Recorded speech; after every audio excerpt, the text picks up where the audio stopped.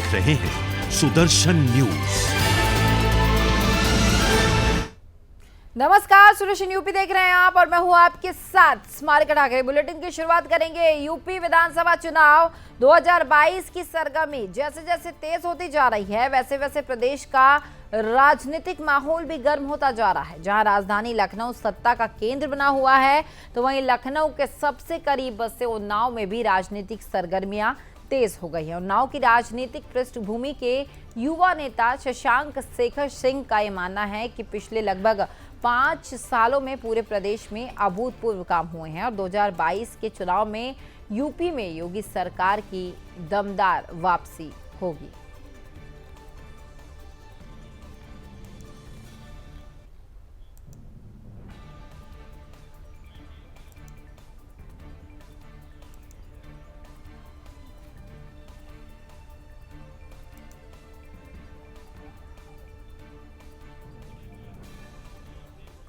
तो वहीं उत्तर प्रदेश के बुलंदशहर में केंद्रीय मंत्री स्मृति ईरानी पहुंची, जहां कार्यकर्ताओं ने इनका ढोल नगारा बजाकर और फूल बरसाकर स्वागत किया। आपको बताया कि बुलंदशहर के अनूप शहर स्थित गांव खालोर में खेल स्पर्धा कार्यक्रम का आयोजन होगा, जिसमें केंद्रीय मंत्री स्मृति ईरानी जो है वो पहुंची।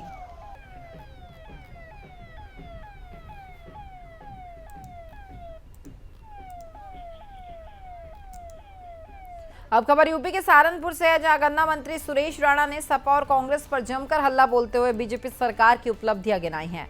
उन्होंने कहा कि किसानों ने सर्वाधिक आत्महत्या यूपीए की सरकार में की और हर फैसले का नुकसान किसानों को उठाना पड़ा था।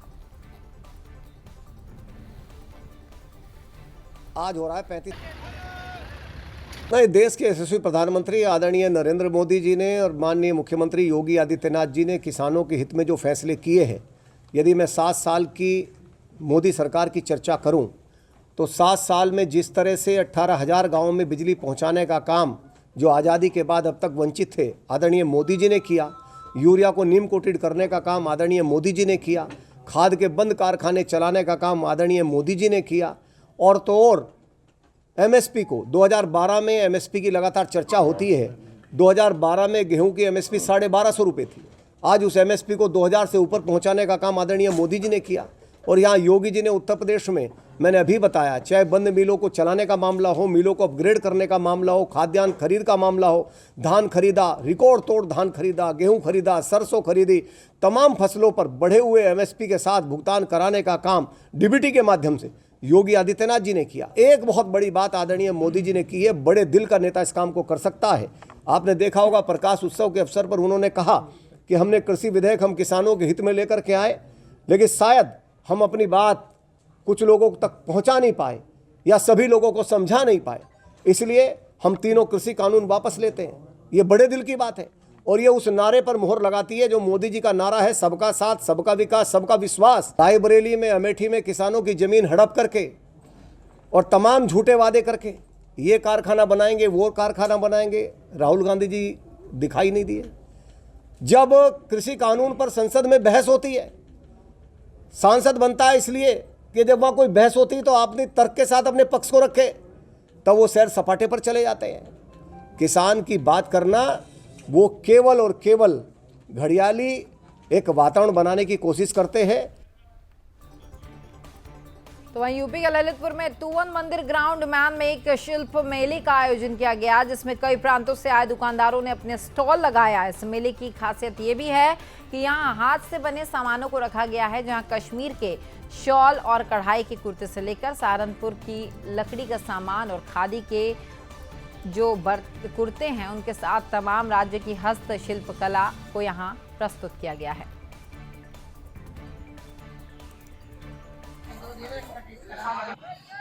सिल्क पिलाई है, ताँत कॉटन पिलाई, जो हैंडलूम की जो हाथ बुनकर बनता है लकड़ी की मशीन से, वाली साड़ियाँ लेके हमारे पहुँच यहाँ पे इसका बहुत अच्छा है। बहुत का कस्टमर बहुत अच्छी तरह से इसको समझ रहा है और लेके जा रहा है, ज़्यादा से ज़्यादा कंटेंट हो रहा है। वस्तुएं बनाते हैं हम, इसमें बच्चों के खिलौने हो गए, गाड़ी हो गई, इसलिए चम्मच वगैरह हर तरह के आइटम में हम बनाते हैं अपने हाथों से। ये हम आपके शहर ललितपुर में लेके आए हैं। आज सर 6 साल से आ रहे हैं आपके शहर में।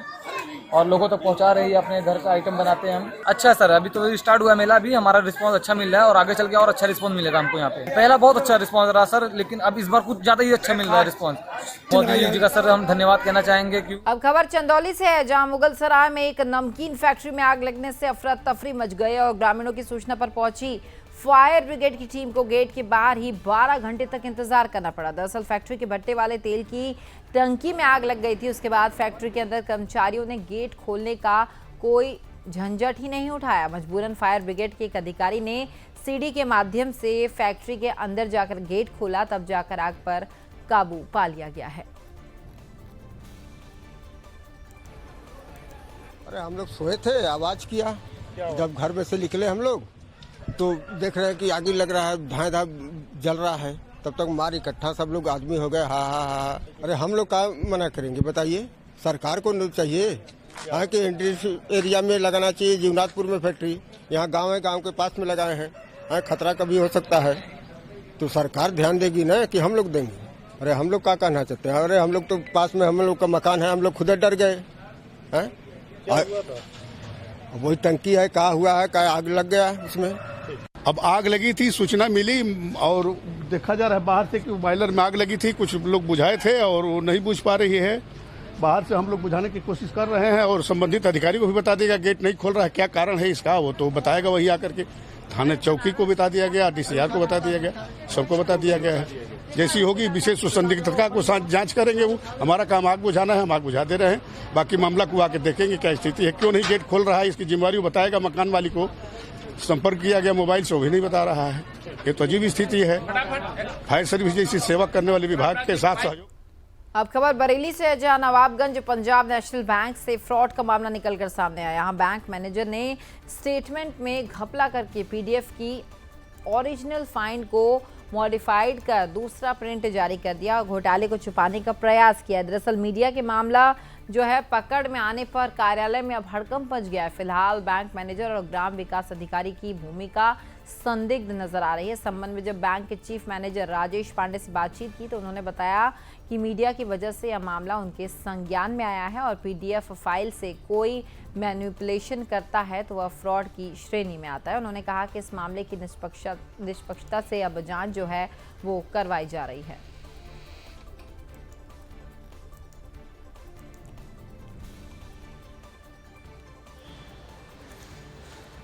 अपने राष्ट्र हित में तो ये है कि जो भी स्टेटमेंट आपको लेनी है कस्टमर को, वो प्रॉपर बैंक में जाए और बैंक में अपनी एप्लीकेशन दे और बैंक से ही उसको ले, क्योंकि बैंक से हमारी जो स्टेटमेंट होती है वो PDF में होती है और उसमें कोई भी ऑल्ट्रेशन या एडिशन मैं समझता हूँ करना संभव नहीं है और होता भी नहीं है। अब खबर चित्रकूट से है, जहां ग्रामीणों में प्रशासन को लेकर गुस्सा लगातार बना हुआ है। दरअसल ग्रामीणों का कहना है कि गांव में जो तालाब है वो हमारे पूर्वजों के समय का है, जो लगभग 100 साल पुराना है। तालाब से लगभग 50 परिवारों का जीवन व्यापन होता है। इस तालाब में मुख्यमंत्री योजना के तहत वृक्षारोपण भी कराया गया था, लेकिन अब इन पेड़ों को काटकर रातों रात गायब कर दिया गया है।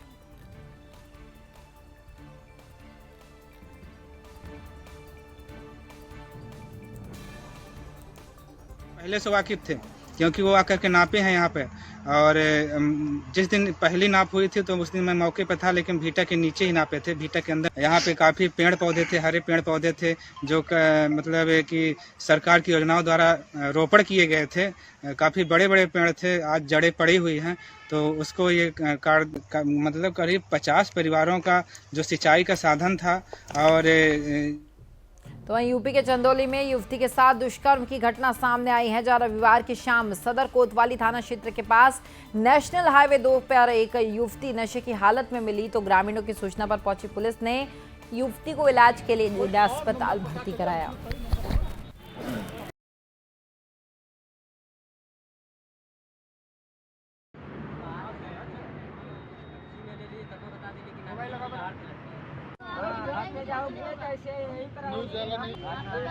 महिला जो है नरसिंहपुर के सामने हाईवे पे पड़ी हुई है। इस सूचना पर हमारे 112 वाले कर्मचारी जाकर के उनको हॉस्पिटल में एडमिट कराए उनसे पूछताछ की गई तो उनके द्वारा ये बताया गया कि वो करीब 1 साल से घर छोड़ करके यहाँ पे रानी नाम की। अब खबर हरदोई से है, जहां तेज रफ्तार ट्रक ने बाइक में से टक्कर मार दी। हादसे में युवक की मौत हो गई, जबकि उसका भाई गंभीर रूप से घायल हो गया। नाराज परिजनों और ग्रामीणों ने घटनास्थल पर जाम लगा दिया है। लगभग 1 घंटे बाद पुलिस ने लोगों को समझा बुझाकर मामला शांत कराया है।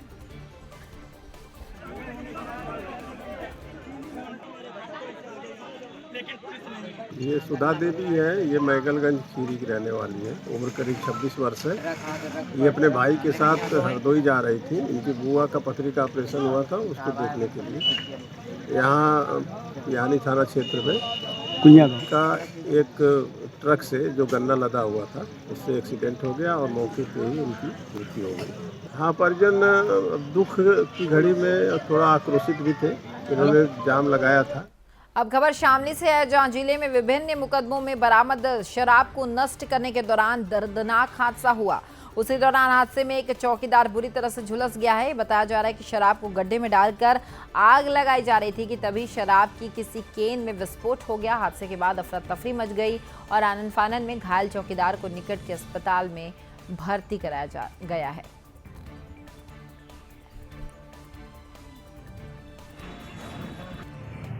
चौकी चौसाना थाना जिंजाना क्षेत्र पर पिछले काफ़ी वर्षों से आबकारी अधिनियम के माल जिनका निस्तारण नहीं हो पाया था, उनका माननीय न्यायालय से अनुमति लेकर उन सभी का आज नियमानुसार टीम के द्वारा उनका निस्तारण कराया गया और ये लगभग 365 अभियोग से तो फिलहाल इस बुलेटिन में इतना ही। प्रदेश की सभी खबरों के लिए आप देखते रहिए सुदर्शन यूपी। नमस्कार।